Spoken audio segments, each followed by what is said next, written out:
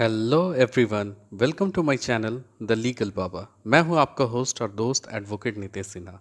So today we will going to learn about the topic history of the civil procedure code. तो history of the civil procedure code, इतिहास क्या था civil procedure code का। So before 1859 there was no uniform code of civil procedure. तो आप देखते हैं कि 1859 से पहले कोई भी यूनिफॉर्म कोड नहीं था सिविल प्रोसीड्योर का। The first Uniform Civil Procedure Code was enacted in 1859. The first Uniform Civil Code कब लागू हुआ था? 1859 को. So before 1859 there were different system of civil procedure in different part of the country. तो 1859 के पहले क्या था? Different system of civil procedure in different part of the country, मतलब कि डिफरेंट डिफरेंट सिस्टम था सिविल प्रोसीडियर का अलग अलग क्षेत्र में, different part of the country में.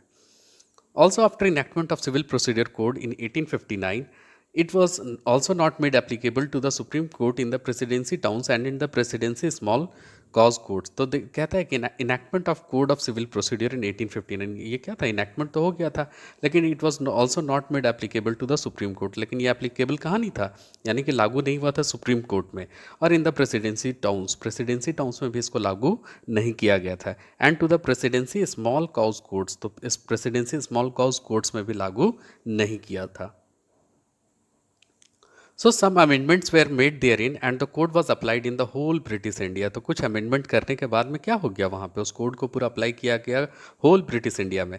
But there were many defects in it and therefore a new code was enacted in 1877. लेकिन उसमें क्या था, बहुत सारे फिर से डिफेक्ट्स थे, तो एक नया कोड फिर से बनाया गया और इनेक्ट कब हुआ था? 1877 में.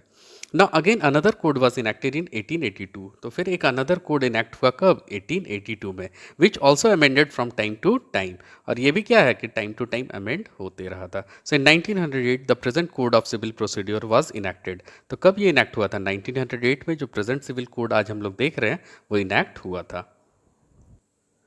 So it was amended by two important amending acts of 1951 and 1956. तो दो important amendment हुए थे, कब कब हुए? 1951 में और 1956 में. On the whole this code worked satisfactorily though there were some defects in it. तो इसमें क्या था कि ये तो सही से लागू हुआ, लेकिन कुछ कुछ इसमें भी defects रह गया था. So the Law Commission in its various reports made many recommendations, and after carefully considering them, the government decided to bring forward the bill for the amendment of the Code of Civil Procedure 1908, keeping in view inter alia the following consideration. तो law commission को ऐसा लगा बहुत सारे report में, और वहाँ पे बहुत सारे रिपोर्ट में क्या किए, बहुत सारे रिकमेंडेशंस किए थे. And after carefully considering them, फिर से उसको क्या किए, बहुत अच्छी तरीके से देखे.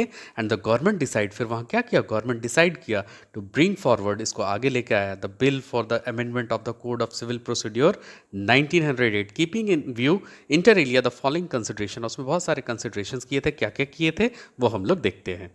So a litigant shall not get a litigant should get fair trial in accordance with the accepted principle of natural justice. तो हम लोग जब नेचुरल जस्टिस बात करेंगे तो उसमें देखेंगे कि कैसे फेयर ट्रायल किसी लिटिगेंट को मिलना चाहिए. ठीक है. Every effort should be made to expedite the disposal of civil suit and proceedings. तो हर एफर्ट लगाना चाहिए किसको?